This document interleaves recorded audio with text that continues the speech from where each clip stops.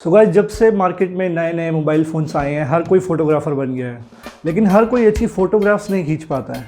क्या आपकी फ़ोटोज़ भी कुछ इस तरह से दिखती है और आप इन फ़ोटोज़ को कन्वर्ट करना चाहते हैं कुछ इस तरह से दिखने वाली फ़ोटोज़ के अंदर?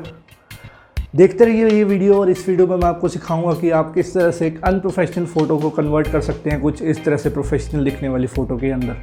So let's get started. Hello everyone, my name is निष्काम भाटिया और आप देख रहे हैं फ़ोटो बेसिक्स। और अगर आप ये चैनल पर नए हैं तो मैं आपको बता दूं कि मैं इंस्टाग्राम पे पिछले 1 साल से फ़ोटोग्राफी सिखा रहा हूँ फ्री ऑफ कॉस्ट, और आप चाहें तो मुझे इंस्टाग्राम पे फॉलो कर सकते हैं और इसी तरह की शॉर्ट टिप्स को आप इंस्टाग्राम पे भी सीख सकते हैं। तो इस पर्टिकुलर वीडियो का टॉपिक है मोबाइल फ़ोटोग्राफी की टिप्स। आप किस तरह से कुछ इस तरह से दिखने वाली फ़ोटो को कन्वर्ट कर सकते हैं कुछ इस तरह से दिखने वाली फ़ोटो के अंदर, और इसी फ़ोटो को स्टेप बाय स्टेप कन्वर्ट करने के बीच में आपको दूंगा मोबाइल फ़ोटोग्राफी की कुछ बेहतरीन टिप्स जिसे आप इस्तेमाल करके अपने फ़ोटोग्राफ्स को भी इम्प्रूव कर सकते हैं। मार्केट में हर तरह के मोबाइल फ़ोन्स हैं और डिफरेंट फीचर्स के साथ है। मैं कोई भी पर्टिकुलर मोबाइल फ़ोन के बारे में नहीं बोलूँगा कि आप इस तरह की फ़ोटो सिर्फ इस पर्टिकुलर फ़ोन से खींच सकते हैं। मैं आपको बेसिक फ़ोटोग्राफी का स्ट्रक्चर बताऊँगा कि आप क्या क्या चीज़ों को इंट्रोड्यूस करके अपनी फ़ोटोज़ को अच्छा बना सकते हैं, या फिर क्या चीज़ों को एलिमिनेट करके अपनी फ़ोटोज़ में से अपनी फ़ोटोज़ को अच्छा बना सकते हैं। अब इन टिप्स को फॉलो करने के लिए आपको प्रोफेशनल फ़ोटोग्राफ़र होने की बिल्कुल ज़रूरत नहीं है। अगर आपको फ़ोटोग्राफी की ABC भी नहीं आती है तो आप ये टिप्स बिल्कुल आसानी से फॉलो कर सकते हैं और धीरे धीरे इम्प्रूव करके आप अपनी फ़ोटोग्राफ्स को बहुत अच्छा दिखा सकते हैं। तो ज़्यादा टाइम ना वेस्ट करते हुए मैं अपनी पहली टिप पर आऊँगा, जो कि बिल्कुल बेसिक टिप है। और उस टिप के लिए आपको चाहिए होगा एक कपड़ा। ये कॉटन क्लॉथ है जिससे मैं चश्मे साफ़ करता हूँ अपने, और ये इसलिए चाहिए आपको ताकि आप अपने मोबाइल का लेंस जो है पहले अच्छे से साफ़ कर सके। तो पहली टिप है जी, क्लीन योर लेंस प्रॉपरली। कभी भी शूट करने से पहले हमेशा ध्यान रखना कि जितना साफ़ आपका लेंस होगा उतनी क्लियर ही आपकी फ़ोटोज़ आएंगी। आपका कैमरा चाहे जितना मर्जी मेगापिक्सल का हो, 48 मेगापिक्सल का हो, 128 मेगापिक्सल का हो, जब तक उसका लेंस साफ़ नहीं है आपकी फ़ोटोज़ शार्प या अच्छी नहीं आने वाली। तो सबसे पहली टिप, अपना कपड़ा लीजिए किसी भी तरह का और क्लीन द लेंस। अब गाइस, मेरा एक आपसे क्वेश्चन है कि आप कौन सा मोबाइल डिवाइस इस्तेमाल कर रहे हैं इस समय पर फोटोग्राफी करने के लिए। आप जल्दी से मुझे कमेंट्स में बताइए कि आप कौन सा मोबाइल डिवाइस इस्तेमाल कर रहे हैं फोटोग्राफी करने के लिए और उसका क्या फीचर आपको सबसे बेस्ट लगता है। इसके बाद चलते हैं दूसरी टिप के ऊपर। दूसरी टिप है मेरी, stabilise your camera. Stabilise your camera से मेरा कहने का मतलब है कि अपने कैमरा को ठीक से पकड़िए। मैंने बहुत से लोगों को देखा है कि वो फ़ोटोज़ खींचते हैं तो इस तरह से क्लिक करते हैं अपने कैमरा के साथ में, कभी भी चलते चलते सिंगल हैंडेड फ़ोटो खींचते हैं। ऐसा बिल्कुल नहीं करना है। आप जिस तरह से पबजी खेलते हैं, पबजी खेलते टाइम मोबाइल पकड़ते हैं, ठीक उसी तरह से अपने फ़ोन को पकड़िए अच्छे से स्ट्रॉन्ग ग्रिप के साथ में, ताकि जब आप फ़ोटो को क्लिक करें तो आपका कैमरा हिले ना। दूसरी गलती लोग क्या करते हैं कि फ़ोटो को क्लिक करते हैं इस तरह से टैप करके। अब ध्यान रखना, जब भी आप इसको टैप करोगे तो आपका फ़ोन हिलेगा, और जैसे ही फ़ोन हिलेगा आपका जो शेक है इमेज के अंदर आ जाएगा और इसकी वजह से आपकी इमेज ब्लर भी आएगी।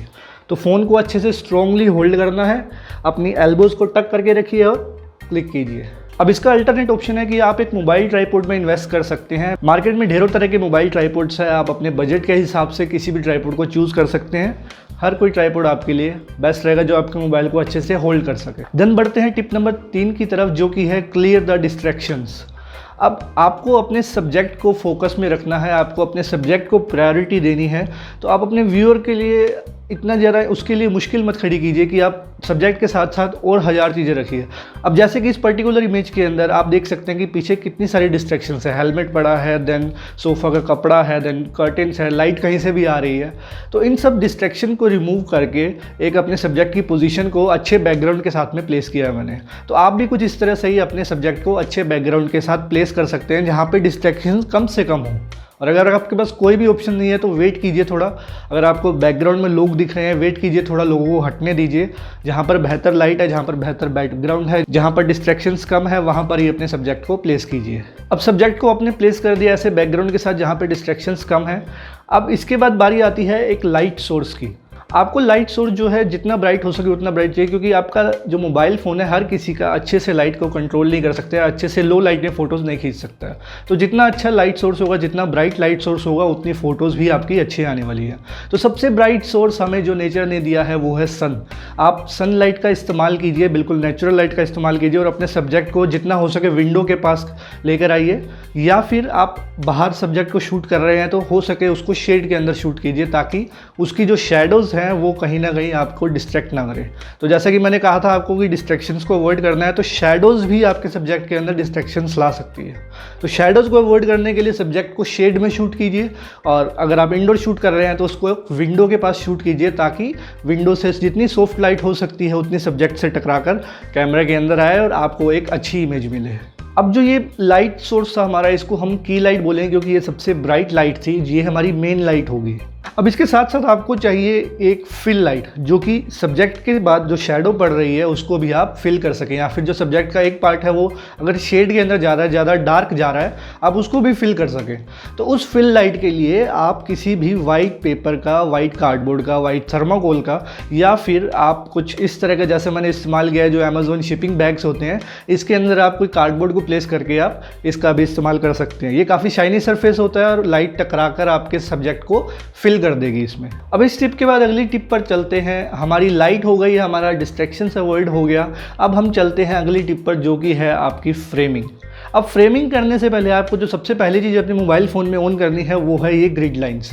अब ये ग्रिड लाइंस किस तरह से ऑन करते हैं, आप अपनी सेटिंग्स में जाइए, ग्रिड्स आपको वहाँ पे मिल जाएगा कहीं ना कहीं पे, उसको आप ऑन कर लीजिए। आपके पास डिफरेंट ऑप्शंस आएंगे, तो एक जो जनरल सा ग्रिड है 3x3 वाला, उसको आप चालू कर लीजिए और बाकी सारी ग्रिड्स को आप टर्न ऑफ रखिए, सिर्फ 3x3 ग्रिड को चालू रखिए। अब ये 3x3 ग्रिड का क्या इस्तेमाल है, अब ये 3x3 ग्रिड आपके सब्जेक्ट को फ्रेम करने में हेल्प करती है, आपके सब्जेक्ट को लेवल करती है और आपके सब्जेक्ट को कहाँ पर रखना है फ्रेम के अंदर ये आपको बताती है। अब एक जनरल रूल होता है रूल ऑफ थर्ड्स, जिसके बारे में आप गूगल पे भी जाके पढ़ सकते हैं, लेकिन इसका बेसिक सा जो मतलब है वो ये है कि आप किसी भी इंटरसेक्शन लाइन के ऊपर, अगर इंटरसेक्शन पॉइंट के ऊपर अपने सब्जेक्ट को प्लेस करते हैं, चाहे वो सब्जेक्ट की आइज़ है या चाहे वो सब्जेक्ट का जो मेन फोकस वाला एरिया है उसको प्लेस करते हैं, तो आपका सब्जेक्ट जो है अच्छा दिखता है। अब जो ये आप वीडियो देख रहे हैं ये भी रूल ऑफ थर्ड के अकॉर्डिंग ही मैंने अपने आप को ग्रिड के इंटरसेक्शन पॉइंट के ऊपर प्लेस किया हुआ है, जहाँ पर जो मेरी आइज़ है वो टॉप ग्रिड पे, top right grid intersection point के ऊपर प्लेस हो रही है, और जो मेरा नीचे वाला पार्ट है ये लोअर पार्ट के ऊपर प्लेस हो रहा है। तो ग्रिड को चालू करके आप अपने सब्जेक्ट को अच्छे से फ्रेम कर सकते हैं और अपने सब्जेक्ट को 3x3 रूल्स के अकॉर्डिंग कहीं भी प्लेस करके, किसी भी इंटरसेक्शन पॉइंट पे प्लेस करके अपने सब्जेक्ट को ज़्यादा बेहतर दिखा सकते हैं। इसके साथ साथ आपको एक और चीज़ का ध्यान रखना होता है कि आप किस एस्पेक्ट रेशियो में इमेज को क्लिक कर रहे हैं। अब जैसे मेरे पास यहाँ पर बहुत सारे ऑप्शन है, अगर मैं आपको इसमें दिखाऊँ तो मेरे पास 3x4 का ऑप्शन है, देन उसके बाद में 1x1 है, 9x16 है, देन एक फुल का ऑप्शन है। तो जो बेस्ट इमेज रहती है वो रहती है 3:3:4 का।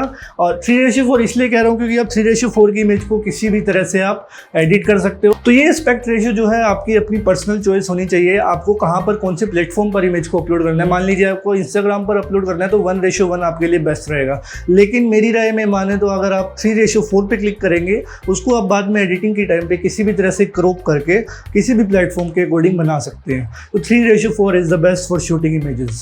अब इसके बाद अगली टिप पे चलते हैं, जो कि है हमारी create the depth in your image. अब क्रिएट डेप्थ से मेरा मतलब है कि आपकी इमेज जो है बैकग्राउंड और फोरग्राउंड से थोड़ी सी अलग दिखनी चाहिए। मतलब बैकग्राउंड फोरग्राउंड के बीच में थोड़ा सा आपका सब्जेक्ट स्टैंड आउट होना चाहिए, जिससे व्यूअर की जो अट्रैक्शन है, व्यूअर का जो फोकसिंग पॉइंट है वो डायरेक्ट आपके सब्जेक्ट पर है, ना कि इधर उधर की चीज़ों के ऊपर।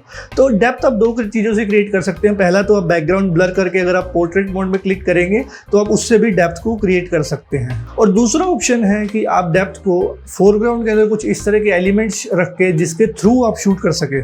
जैसे अभी मेरे पास यहाँ पर एक सीडी थी, सीडी से मैंने क्या किया कि अपने कैमरा लेंस के आगे सीडी को रखा और कुछ इस तरह की इमेजेस बनाने की कोशिश की, जिससे क्या हुआ कि मेरा जो फोरग्राउंड की डिस्ट्रैक्शन थी, जो कि नीचे वाला पार्ट था इमेज का, वो थोड़ा ब्लर हो गया और जो मेरी इमेज है उसमें एक डेप्थ फीलिंग आ गई। अब इसके बाद बात करते हैं अगली टिप की, जो कि है कैमरा एंगल्स। अब कैमरा एंगल्स आप क्या शूट करना चाहते हैं ये डिपेंड करता है आपकी फाइनल इमेज के ऊपर। अगर आप प्रोडक्ट का शूट करना चाहते हैं तो आप उसे हर कैमरा एंगल से दिखाएंगे, हर तरफ से दिखाएंगे, आप उसे ऊपर से दिखाएंगे, आप उसे नीचे से दिखाएंगे, साइड से दिखाएंगे, सामने से दिखाएंगे। तो कैमरा एंगल्स डिपेंड करते हैं आपकी फाइनल इमेज के ऊपर। अगर आप वो हैं जिसे अमेज़ोन पे किसी प्रोडक्ट की फ़ोटोज़ को अपलोड करना है तो उसके लिए एक सजेशन है कि आप जो बैकग्राउंड है उसको रखिए वाइट, प्रॉपर वाइट, अब वो वाइट बैकग्राउंड आप किस तरह से रख सकते हैं, आप मार्केट से स्टेशनरी से जाके चार्ट पेपर ले आइए और उसको वॉल के अगेंस्ट प्लेस कर दीजिए, तो उसके ऊपर आप सब्जेक्ट रख के शूट करेंगे तो आपको एकदम क्लीन बैकग्राउंड मिलेगा सेम इस प्रोसेस को फॉलो करने के बाद। तो हम कैमरा एंगल्स के बारे में बात कर रहे थे और कैमरा एंगल्स आपकी इमेज को किस तरह से डिफरेंट शेप दे सकते हैं। अगर आपको नहीं पता है तो आप जाके कैमरा एंगल्स वाली वीडियो देखिए जो मैंने रिसेंटली बनाई है, और किस तरह से डिफरेंट सिनेमेटोग्राफर्स कैमरा एंगल का इस्तेमाल करते हैं अपने सब्जेक्ट की स्टोरीज व्यूअर्स को बताने के लिए। तो आप जाकर वो वीडियो देखिए और अच्छे से समझिए कि कैमरा एंगल्स क्या इंपैक्ट डाल सकते हैं आपकी इमेज के ऊपर। फॉर एग्जांपल उस वीडियो में मैंने बताया था कि जो लो एंगल होता है, लो कैमरा एंगल होता है, वो सब्जेक्ट को लार्जर देन लाइफ दिखाता है। अब इस सिमिलर केस के अंदर जो मेरे पास एक हॉर्स कार्ट थी जो छोटी थी रियल लाइफ के अंदर, उसको मैंने लार्जर देन लाइफ दिखाया, असल ज़िंदगी से काफ़ी बड़ा दिखाया। तो उसके लिए मैंने क्या किया, लोअर कैमरा एंगल का इस्तेमाल किया। अब लोअर कैमरा एंगल में भी काफ़ी लोग क्या गलती करते हैं, अपने कैमरा को इस तरह से नीचे की तरफ टिल्ट कर लेते हैं। लेकिन अब ध्यान रखिए कि जो आपकी लेंस की पोजीशन है वो ऊपर की तरफ है। आप इतना ज़्यादा लो नहीं जा सकेंगे जितना आप सोच रहे हैं कि आप लो चले गए। तो उसके लिए क्या करना है, आपको अपने फ़ोन को घुमाना है और इस तरह से इमेज को क्लिक करना है। अब आपका जो लेंस का पोजीशन है वो काफ़ी नीचे आ गया है, ज़मीन के पास में आ गया है। अब ये आपको और ज़्यादा डायनामिक इफेक्ट देगा अपनी इमेज के लिए। तो ये सब स्टेप्स को स्टेप बाय स्टेप फॉलो करने के बाद मुझे ये इमेज मिली कुछ इस तरह से। और आप चाहे तो इस पर कुछ एडिट्स लगाकर, कुछ सन फ्लेयर्स लगाकर इस इमेज को दिखा सकते हैं कुछ इस तरह से। आपको और इम्पोर्टेंट कुछ बोनस टिप्स दूंगा जो आपकी मोबाइल फोटोग्राफी के अंदर एक नेक्स्ट लेवल की इंप्रूवमेंट ला सकती है। तो सबसे पहली बोनस टिप है, जब भी आप किसी बच्चे को शूट कर रहे हैं, आप किसी फास्ट मूविंग ऑब्जेक्ट को शूट कर रहे हैं, तो उस केस में आप अपने मोबाइल का बर्स्ट मोड ऑन कर सकते हैं। अब बर्स्ट मोड शूट करने के लिए आपको क्या करना है, सिर्फ और सिर्फ अपने मोबाइल शटर को प्रेस करके रखना है, प्रेस एंड होल्ड। अब आई डोंट नो कि आपके मोबाइल में ये बर्स्ट मोड का फीचर है या नहीं है, आपको खुद चेक करना पड़ेगा। चाहे तो अपने मोबाइल का यूट्यूब पे रिव्यू जाके देख लीजिए, और या फिर अपने मोबाइल की सेटिंग्स में देख लीजिए कि आपका मोबाइल बर्स्ट मोड को सपोर्ट करता है या नहीं। अब बर्स्ट मोड में क्या होगा कि आप जब उसको होल्ड करके रखेंगे तो वो काफ़ी सारी इमेजेस एक साथ क्लिक करेगा, उसमें से आपको एक बेस्ट इमेज को चूज़ करके अपनी फाइनल इमेज की तरह रख सकते हैं। तो आपको नहीं टाइम करना है परफेक्टली कि कब मेरा सब्जेक्ट जो है परफेक्टली स्टॉप होगा, मैं वहाँ पर उसको क्लिक करूँगा। आप उसको बर्स्ट मोड को क्लिक करके रखिए और अपने सब्जेक्ट के साथ में उसको मोबाइल को पैन कीजिए। जिससे क्या होगा कि आपका फास्ट मूविंग सब्जेक्ट, जैसे कि कोई बर्ड हो सकता है या कोई बच्चा भाग रहा हो सकता है या कुछ गेम हो सकता है, उसको आप परफेक्टली टाइम कर सकेंगे।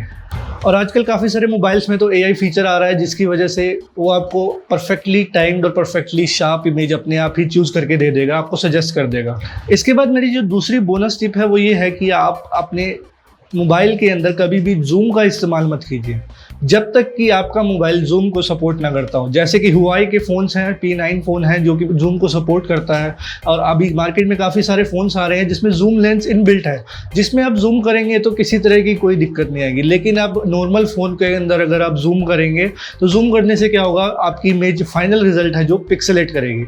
तो अपने मोबाइल का फीचर जूम है या नहीं ये चेक करने के लिए आप यूट्यूब पर जाके अपने मोबाइल का मॉडल लिखिए और उसमें चेक करिए कि आपके मोबाइल में ये वाला फीचर अवेलेबल है या नहीं। और मेरी सजेशन आपको यही रहेगी कि अगर आपको जूम करना है तो अपने पैरों से जूम कीजिए, अपने सब्जेक्ट के जितना पास जा सकते हैं, अपने सब्जेक्ट से जितना इंटरेक्ट कर सकते हैं उतनी ज़्यादा अपने सब्जेक्ट के पास जाइए। अब इसके बाद अगली जो बोनस टिप है, तीसरी बोनस टिप, वो ये है कि आप अपने ईयरफोन्स को इस्तेमाल कीजिए as a shutter release cable.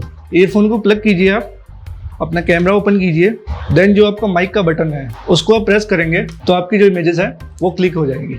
अब ये कहाँ पर यूज़ होता है, मान लो मैं स्ट्रीट पर हूँ और इस तरह से मैंने ईयरफोन्स को प्लग किया हुआ है अपने कानों के अंदर और मुझे कुछ अच्छा सा सब्जेक्ट दिखा। अब मैं अगर इस तरह से कैप्चर करूंगा तो वो सब्जेक्ट कॉन्शियस हो जाएगा और वो मुझे कैंडिड मोमेंट मिस कर देगा। तो मैं क्या करता हूँ, ईयरफोन्स प्लग इन करके रखता हूँ और जैसे ही मुझे कुछ अच्छा सा मोमेंट दिखता है मैं सिंपल प्रेस कर देता हूँ, जिससे मेरा फ़ोन भी स्टेबल रहता है और कुछ खास पता भी नहीं लगता है किसी को कि मैंने कुछ इमेज कैप्चर करी है कैंडिड। तो आप भी स्ट्रीट कैंडिड फोटोज़ में इंटरेस्टेड है तो ये टिप को फॉलो करके आप कुछ बेहतरीन फोटोज़ को खींच सकते हैं। इसी के साथ इस वीडियो को यहीं ख़त्म करते हैं। ये थी मेरी आखिरी बोनस टिप। और अगर आपको ये वीडियो अच्छी लगी तो इस वीडियो को लाइक जरूर करके जाना और सब्सक्राइब तो जरूर ही करना, क्योंकि सब्सक्राइब करने से मुझे नई वीडियो बनाने का मोटिवेशन मिलेगा और आपके लिए इसी तरह की बेहतरीन कंटेंट को मैं YouTube पे अपलोड कर सकूंगा। तो अभी के लिए इजाज़त लेता हूँ। मेरा नाम है निष्काम भाटिया और मैं मिलता हूँ आपसे अगली वीडियो में और बेहतरीन टिप्स के साथ में।